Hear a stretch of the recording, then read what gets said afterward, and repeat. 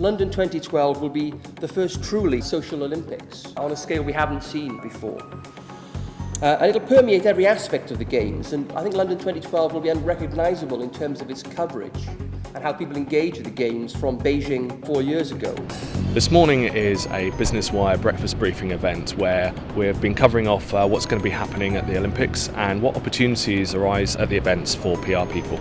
Business Wire's event this morning is primarily to focus on the 2012 Olympics and engaging our readers, the press and the journalists, the Press Association, PR agencies and the general population in terms of how they perceive media in and around the Olympic event, how we can make the most of the event, how we can engage with clients and how our clients can directly reach out to key organisations.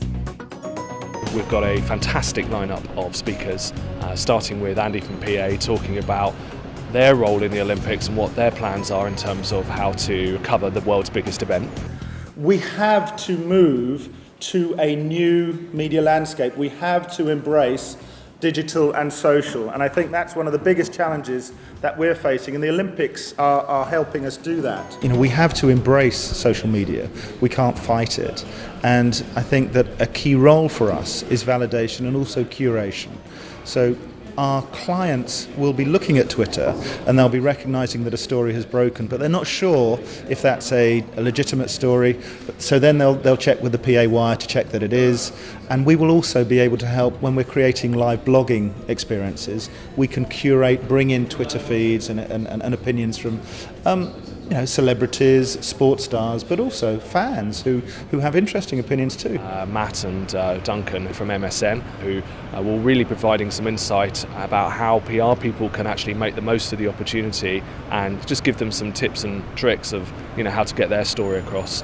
Would it be a reasonable assumption to say that PRs could offer a valuable support to you when you might be downsizing actually who you've got available? And if so, at that time, how much advance notice? Is it going to be content? Is it going to be imagery, words? What sort of thing are you looking for? Because we're running a live blog every day, a blog, various other articles, it doesn't have to be some enormous thing. It could just be quite short and sweet and visually led. It doesn't have to be some very, very long item. Do try and think about angles that you can give us, which maybe are different angles to what you might be giving to other people.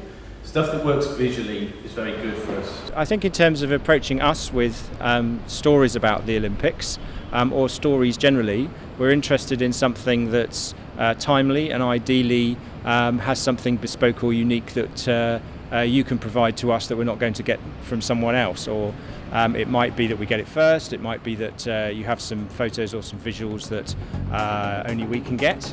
And then finally we'll be having Darren from also from MSN UK, formerly from the BBC technology correspondent, and he'll be talking about the social media and the rise of social media within the Olympics and how it's going to really integrate with things from a news perspective at the Games. So this combination of mobile plus social, to me, means we're going to have this incredibly glorious, noisy, chaotic, powerful, asymmetrical conversation around the Olympics. Because social media is kind of glorious chaos, and it's the polar opposite in some senses to what the Games themselves try to be.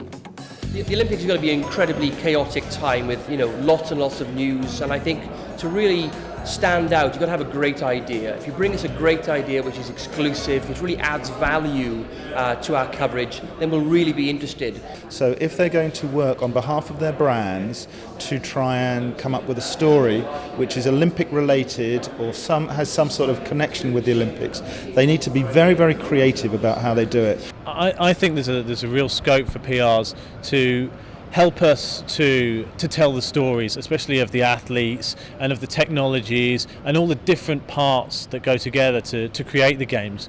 Would also advise you to take a good look at our site first to work out what areas we cover, which things we're specialising in, and focus your approach that way. Looking at our site, looking at what we do as an organisation, from news to sport to fashion to lifestyle to video and technology, understand our audience, understand our site, and bring us a brilliant idea, whether it's a press release or via a tweet or just calling us, we'll really want to know.